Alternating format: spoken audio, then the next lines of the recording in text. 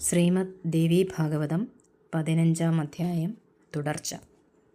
സൂതൻ: ഇത്തരം പുത്രൻ്റെ വാക്കുകൾ കേട്ടുടനത്തൽ കഥീനയായി വ്യാസൻ മുനീശ്വരൻ.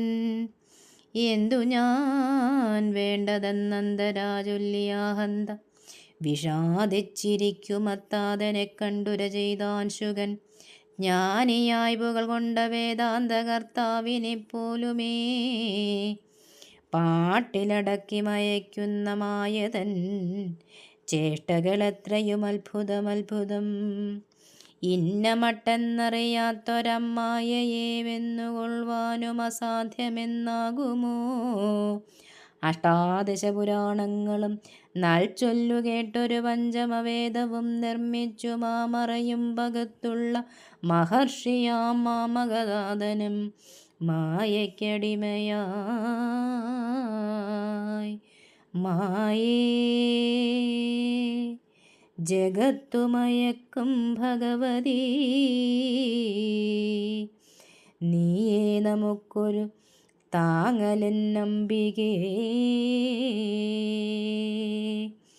ബ്രഹ്മാവു വിഷ്ണു ശിവനിവർ കൂടെയും മൻമോഹമേലുന്ന നിൻ പ്രഭാവത്തിനാലെന്നിരിക്കുമ്പോൾ പിറപ്പെടുത്തുള്ളവർ പിന്നെയാരുണ്ട് മോഹിക്കായി വരുന്നതും?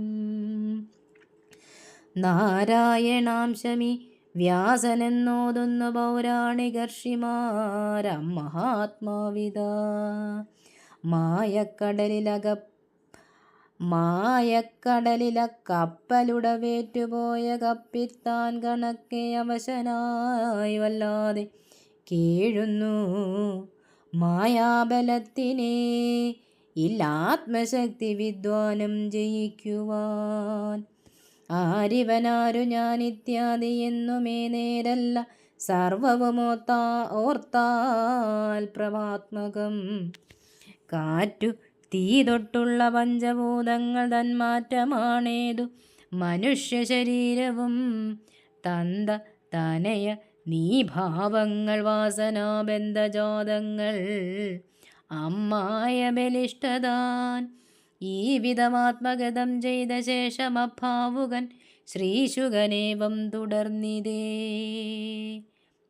മതാത മംഗളാത്മാവേ, ജഗത്തിനു സത്യബോധം വിതയ്ക്കുന്ന വിദ്വത് പ്രഭോ, അങ്ങറിവില്ലാതെ ആജ്ഞനെപ്പോലെന്തു സംഗതിയേവം വിഷാദം ഭജിക്കുവാൻ. ഇന്നു ഞാനങ്ങേ മകനായി പിറന്നതിൻ മുന്നേ പിറപ്പിൽ ഞാൻ ആരായിരിക്കണം? ഞാൻ നീ തുടങ്ങിയ നാനാവിധങ്ങളാം തോന്നലെല്ലാം വെറും മോഹജാതങ്ങൾ താൻ. തീരെ വിഷാദവിധേയനാകാതങ്ങു ധീരതയോടെ ഇരുന്നാലും ജഗദ്ഗുരോ, ഇത്ര ചിന്തിക്ക. വിശപ്പും അദാഹവും പുത്രനെ കണ്ടതുകൊണ്ടടങ്ങിയിടുമോ? മൂക്കിന്നു സൗഖ്യമുണ്ടാകണമെങ്കിലോ ഏൽക്കണം നല്ല പരിമളം. കാതിനോ കേൾക്കണം ഹൃദ്യമാം ശബ്ദവും.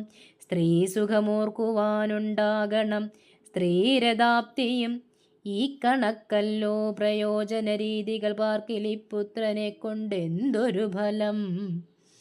ഐഹിക സൗഖ്യനിദാനം ധനമതിൽ മോഹമുണ്ടെങ്കിലോ നേടുകേ വേണ്ടതും. പണ്ഡജീകർത്തൻ ഹരിശ്ചന്ദ്രരാജനായിക്കൊണ്ടു യാഗാർത്ഥം തനൂജനെ വിറ്റുപോൽ. മേലിൽ പിറവിയെടുത്തു പലതരം മാലിൽ കിടന്നു കറങ്ങാതിരിക്കുവാൻ. ഒത്തമാർഗങ്ങൾ ഉചിതമായുള്ളൊരത്തത്വഭാഗങ്ങൾ ചൊന്നാലും ഭവാൻ മമ ഇക്കർമ്മഭൂമിയിൽ മർത്യപ്പുറപ്പെന്നു കൈക്കൽ വന്നിടുവാനേറെ പ്രയാസമാം. ജ്ഞാനികൾ തൻ കുലത്തിങ്കൽ പിറപ്പതോ നൂനമതിലും പ്രയാസമെന്നായി വരും.